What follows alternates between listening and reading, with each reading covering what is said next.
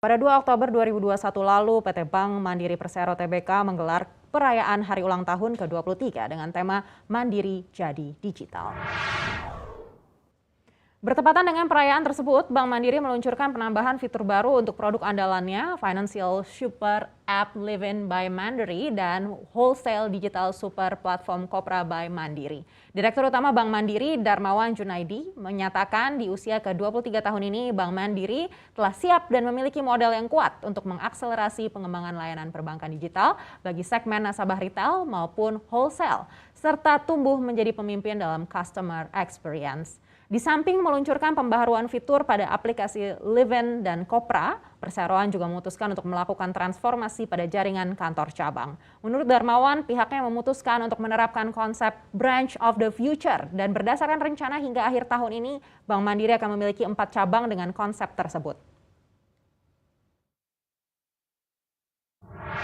Sekarang ini cabang pilot, kita punya 3, satu di sini, satu lagi di Central Park, satu lagi di Kota Kasablanka. Tetapi dalam 2 tahun kita akan lakukan roll out, lebih kurang beberapa cabang di kota-kota besar, tetapi bukan berarti kita akan mengurangi cabang. Layanan terus kita tingkatkan dan kami juga membawa seluruh karyawan sebagai pemilik dari program ini. Jadi tidak ada pengurangan jaringan ke depan sementara ini.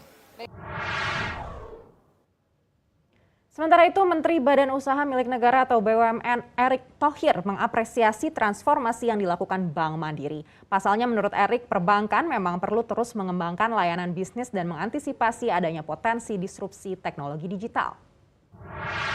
Digital ini harus diantisipasi, karena sekarang kan sudah mulai banyak yang namanya bank digital.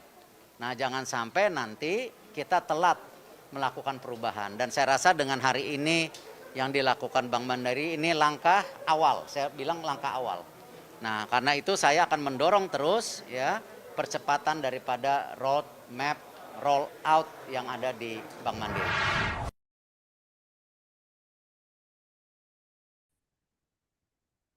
Dalam era digital yang bergerak cepat, bagaimana sebuah bank tradisional bertransformasi menjadi pemimpin digital banking di Indonesia. Mari kita telusuri kisah sukses PT Bank Mandiri melalui kacamata teori organisasi modern. Kantor Bank Mandiri seringkali terjadi antrian panjang, grafik penurunan transaksi konvensional,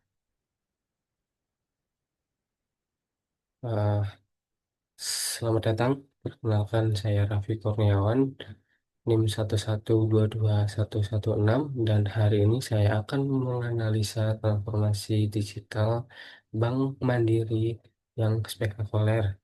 Pada tahun 2016, Bank Mandiri menghadapi tantangan besar, yaitu pertama, kompetisi fintech yang agresif, yang kedua ada perubahan perilaku konsumen, yang ketiga ada tuntutan layanan 20 kali 4 jam, dan yang terakhir ada efisiensi operasional yang rendah. Di sini, bagaimana Bank Mandiri merespon tantangan tersebut? Jawabannya terletak pada penerapan teori organisasi modern yang revisional. Teori organisasi modern ini menekankan pada adaptabilitas, inovasi, dan integrasi teknologi. Mari kita lihat bagaimana Bank Mandiri menerapkan 3 pilar utama. Yang pertama, ada sistem terbuka atau open system. Pertama, Bank Mandiri mengadopsi konsep sistem terbuka. Mereka tidak lagi beroperasi dalam silo, tetapi berinteraksi aktif dengan ekosistem digital.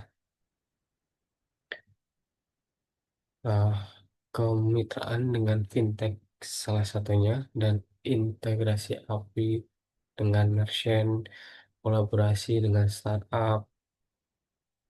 Berikutnya ada pilar yang kedua, ada struktur organik. Dalam struktur organik ini, transformasi struktur organisasi dari hierarkis menjadi organik, membentukkan untuk digital banking dan chief digital officer menunjukkan komitmen pada inovasi. Dan yang pilar yang ketiga ada teknologi sebagai enabler. Yang ketiga, teknologi bukan sekedar tools, tetapi DNA dari sebuah organisasi. Investasi masif dalam cloud computing AI dan data analitik. Ketiganya menjadi pilar untuk Bank Mandiri menjadi pelopor banking di Indonesia. Yang ketiga ada segmen screenshot aplikasi Livin by Mandiri, dashboard digital m-banking pertama di Indonesia yang melopori banking di Indonesia. Implementasinya dimulai dengan pendekatan holistik. Bank Mandiri menerapkan teori perubahan organisasi kota, dimulai dari creating urgency hingga coring new approaches.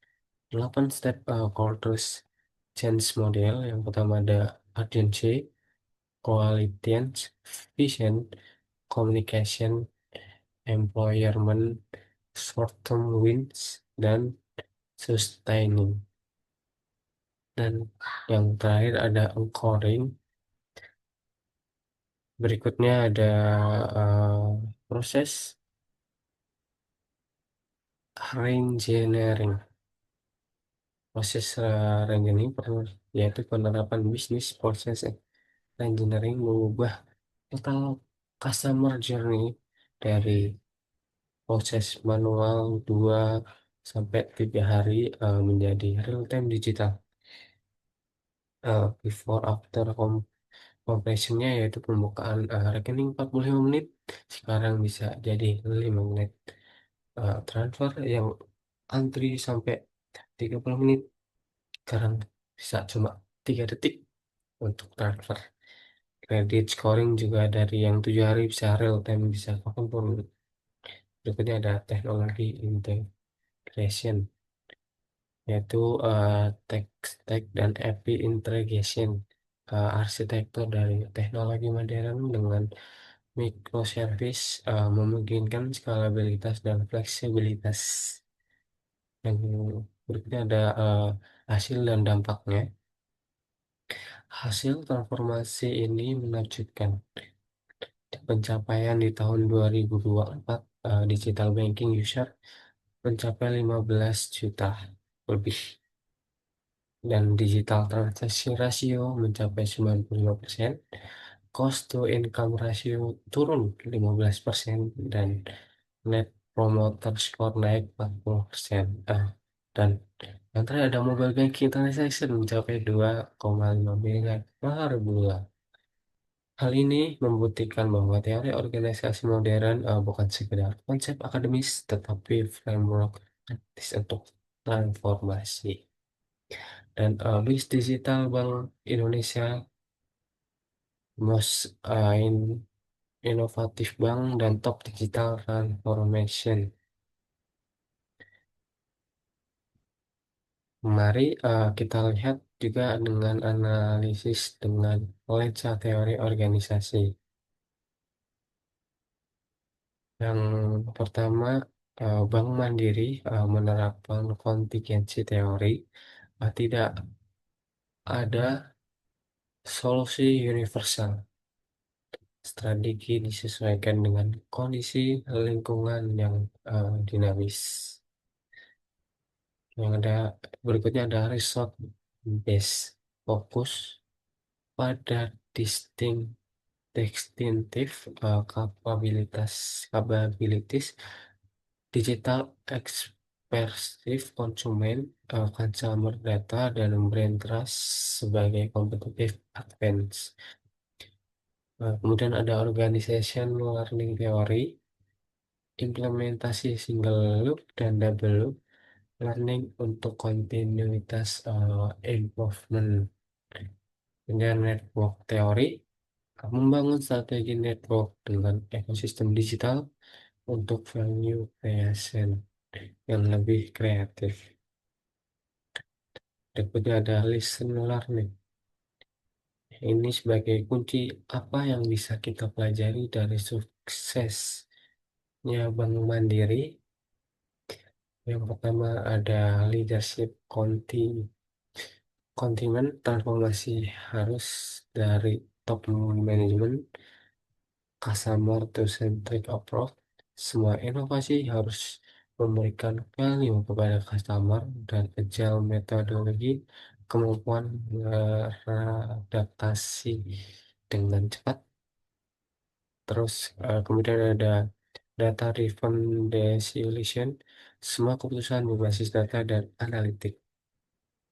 Dan yang terakhir ada continuous learning, budaya belajar dan eksperimen.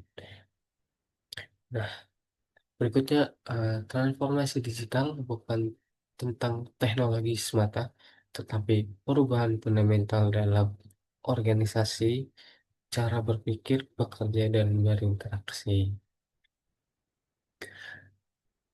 Dalam kasus ini, PT Bank Mandiri membuktikan bahwa dengan menerapkan teori organisasi modern secara konsisten, sebuah organisasi tradisional dapat menjadi pemimpin di era digital.